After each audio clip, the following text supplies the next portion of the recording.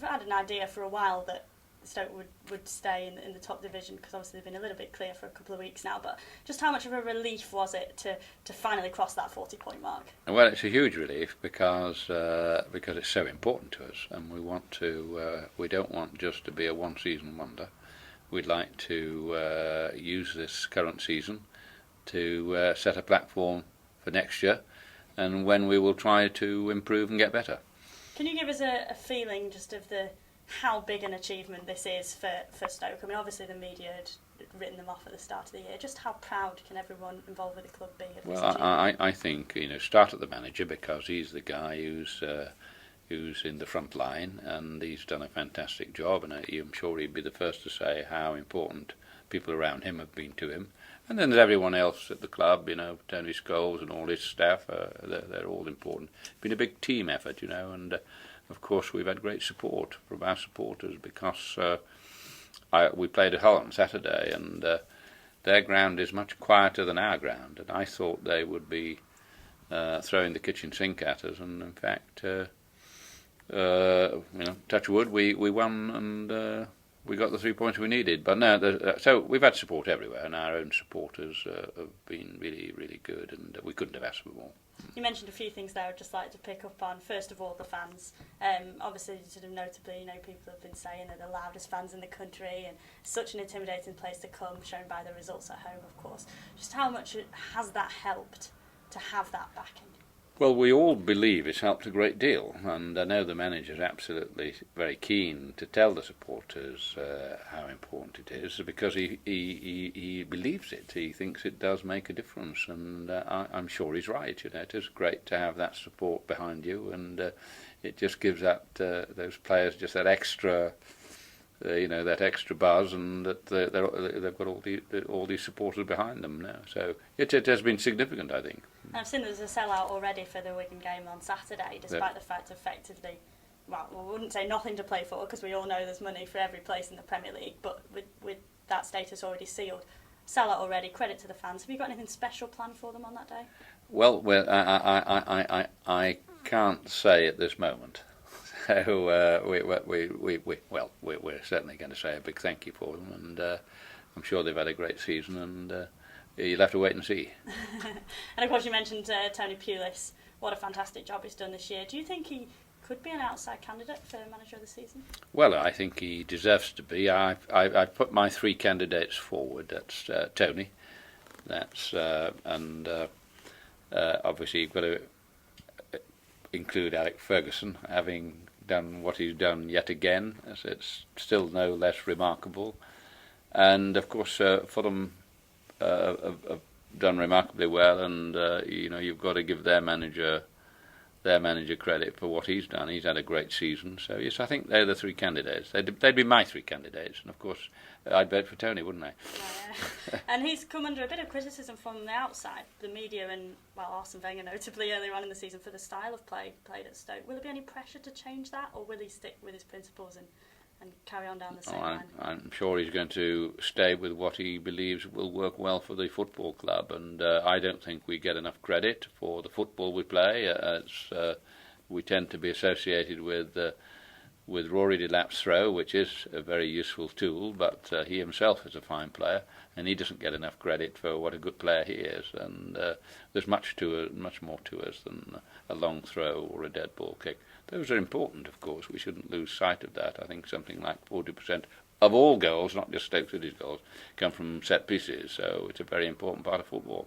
And if you're good at it, it's a bonus. So we think we're pretty good at it. But our own play is very good. I mean, look at the 2 goals we scored on Saturday. Excellent goals. And Ricardo Fuller, the skill and control he showed by setting up the goal for Liam Lawrence. What a fantastic strike that was! I mean, this is if that had been Torres and Gerrard, we'd have had it for about a fortnight. Absolutely.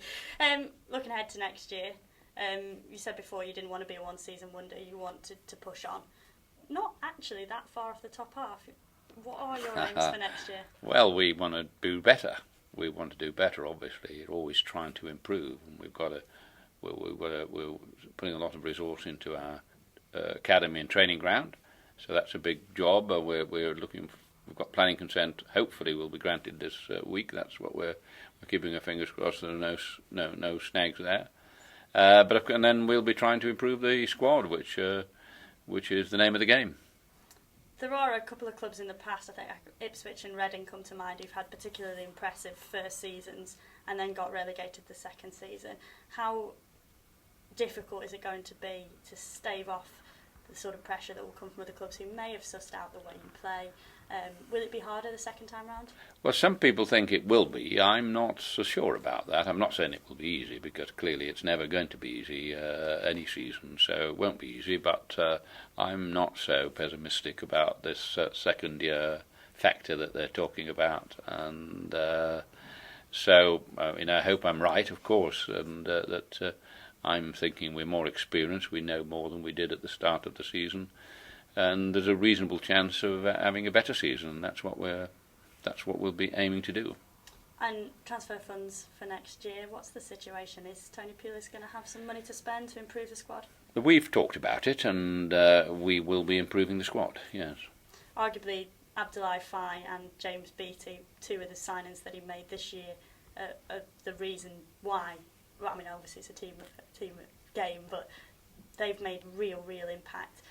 Will you be looking for one or two individuals, or will you be hoping to improve the depth of the squad? We want to improve the depth of the squad, and we will be looking to bring in, one or two good players, and you're always trying to improve. So, and we've got a good squad. We've got a great team ethic and work ethic. We want to keep that going. We don't want to alter the way we play necessarily, nor we certainly don't want to change our approach and attitude, which has been first class. So we want players who are going to fit into that. That's very important. Complementary players are one of the keys to football clubs. You want players who fit in, but equally we want good players, and that's what we'll be trying to do. Has Tony spoken at all about what sort of areas he might want to strengthen? He has, but I can't tell you. We don't want to let everybody know what we're looking for. Yeah.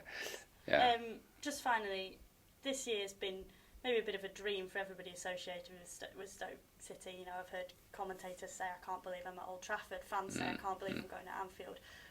Will it be different next year? Will the fans feel like they really belong now, like they've really earned their place there?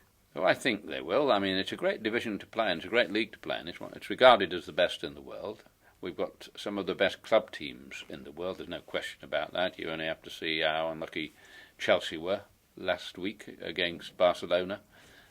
We could have had an all-English final again. So we're playing some of the best club teams in the world.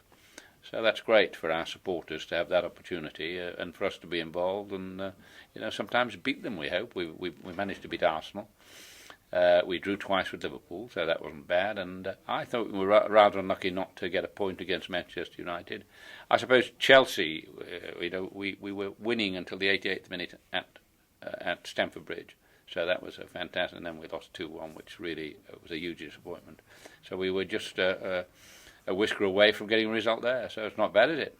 A double against Arsenal, of course, still a possibility. Well, that's where we six. If we could get 6 points, we really would be dreaming. Yes, that would be the perfect end to the season. And just finally, for you personally, how important is it for you to? What sense of achievement do you have from this season? Oh, I'm just relieved. I'm just thank God we've got there, and I'm really pleased we've got there. I'm pleased for everybody because it's very important and. It's a great relief, and of course you feel responsible for it. So, we're very, very pleased. And here we are at the Bet365 offices. What odds are on Stoke staying up next? Oh, you'll see them soon enough, and perhaps they'll give us a better chance than they did last year.